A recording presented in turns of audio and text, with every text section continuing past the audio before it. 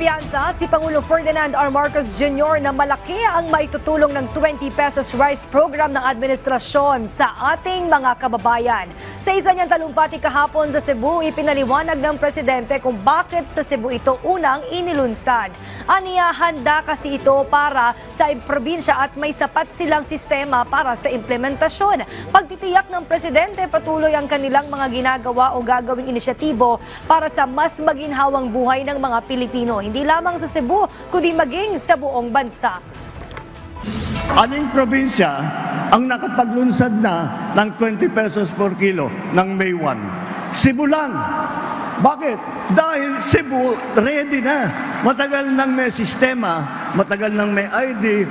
Ang katotohanan, nung nakita namin, ang Cebu may sistema na para pag-distribute.